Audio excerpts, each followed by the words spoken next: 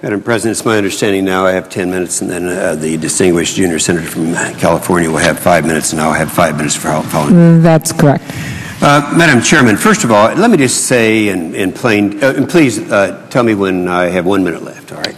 I will. All Republicans want, and every Republican on this side, every Republican wants just one thing, and that is to debate this bill. To debate this bill, to bring it out in the open, to let the light shine on it, to talk about every Republican who has spoken has talked about the various amendments that they want. All we want to do is discuss, debate the amendments, have recorded votes on the amendments, and then have a recorded vote on the final passage. That's a very reasonable request. The senator from New Mexico has said on a couple occasions that we need, referring to the amendments of 1990, it was 180 amendments that were offered at that time. 5 weeks of debate. Now we're talking about 3 days. Now I don't want anyone walking away from this thing when they pull the bill and say that Republicans had anything to do with it, because all we want to do is debate it. Now, one of the amendments I wanted was to set up a mechanism, which we put down in a very reasonable way, that would protect truckers, small businesses, and farmers from higher diesel prices caused by the Lieberman-Warner bill. And I still want that amendment, and I would hope that there's a change of heart someplace and we'll be allowed to do it. I think it's important in these last few minutes to talk a little bit about this 53 cents a gallon that they've estimated. They've said that it's not going to be 53 cents a gallon, but the EIA, the Energy Information Agency, has estimated that it would be 53, but they said we're underestimating it. They said first they acknowledge that their model does not take into account the cost of allowances that refineries will have for purchasing themselves. It does not account for more production going overseas. And third, it doesn't account for supply side changes in the market, which means that as production costs go up, supply will get tighter. So that's a very conservative estimate.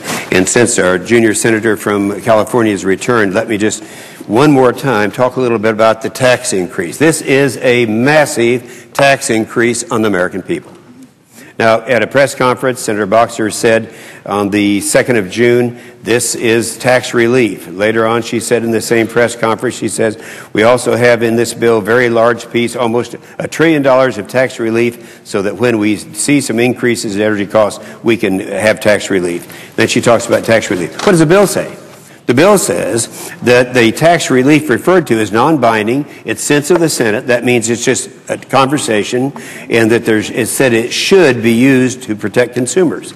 Now, it doesn't authorize it, doesn't direct it, it doesn't provide that anything is paid.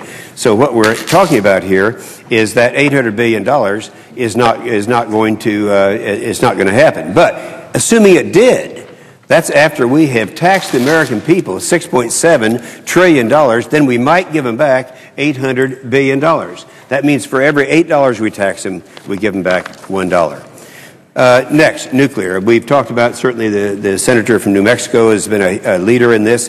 We've been trying to get more nuclear energy for quite some time. I would say this about the McCain-Lieberman bill. One of the reasons I don't believe that Senator McCain is for this bill, it doesn't have a nuclear component. His bill had a nuclear component, a recognition that we're not going to solve the problem in this country without a nuclear component. So this bill has no nuclear component. And we're just, when you look at other countries that are getting, France gets 80% of their energy from nuclear energy. We're getting 20%. It's clean, abundant, cheap, and safe, and we ought to be doing that, and we should be. I think we're on the road to start to do that, but not in this bill. It's not in this bill. Next, the gas price, the 53 cents. I'd suggest that is not just conservative, it's incredibly conservative, because that is assuming 268 new nuclear electrical power plants by 2050. That's assuming we can have 268 new nuclear plants. Well, according to all the Electrical Power Research Institute and everybody else, the most we could have would be 64.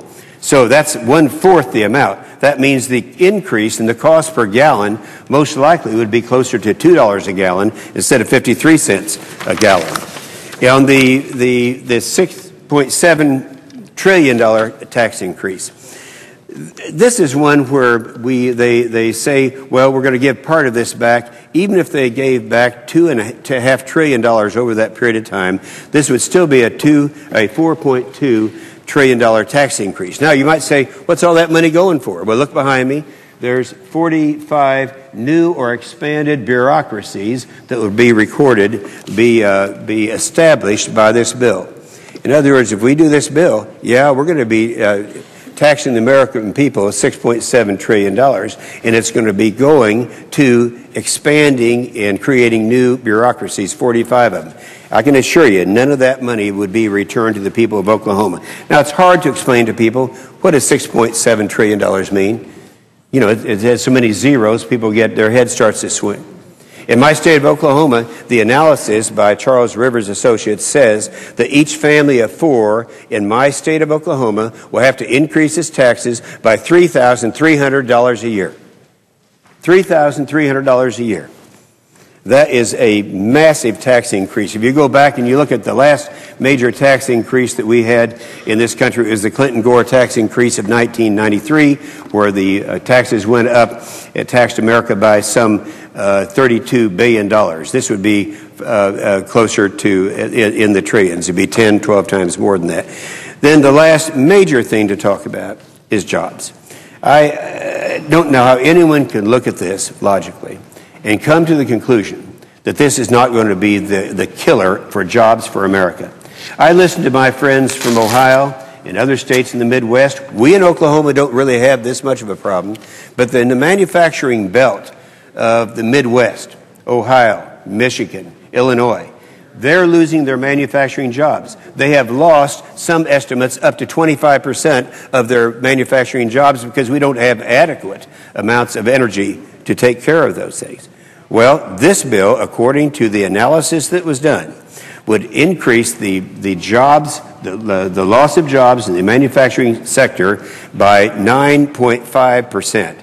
In other words, it's not going to lose a few thousand jobs, many, many thousands. We have a breakdown, and I'd like to make, as a part of the record at this point, a state-by-state breakdown as to what the cost in terms of jobs will be for each state.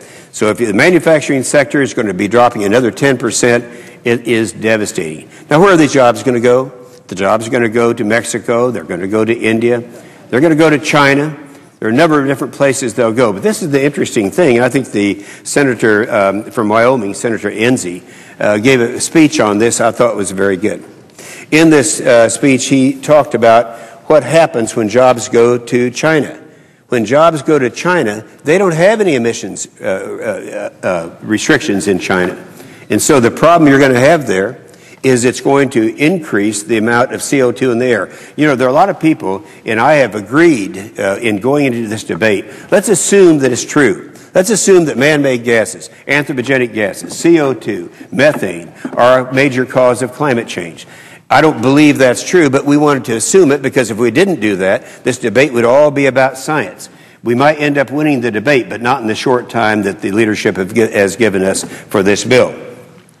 So if we would have the time to do that and talk about these losses and where these losses are coming from, it would be much more meaningful. The bottom line is this. You can't worry about what's going to happen if we lose the jobs without realizing that even if this bill were to pass, that it would end up costing the atmosphere. It would end up emitting a lot more CO2 in the atmosphere. It's only logical. We're going to lose these jobs to developing nations, some of which I mentioned, and those developing nations don't have any restrictions on their emissions. So what happens? We pass the bill, then it increases, and America goes through this economic disaster. So for those reasons, we can't do it. And for those reasons, we're getting all kinds of editorials all around the country saying we can't afford to do it. Things such as this is easily the largest income redistribution scheme since the income tax. Things like the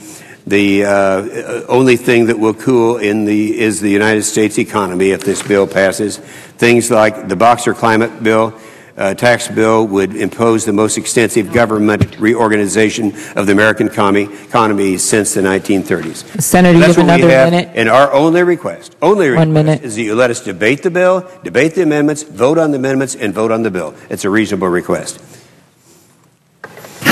Madam President. Senator.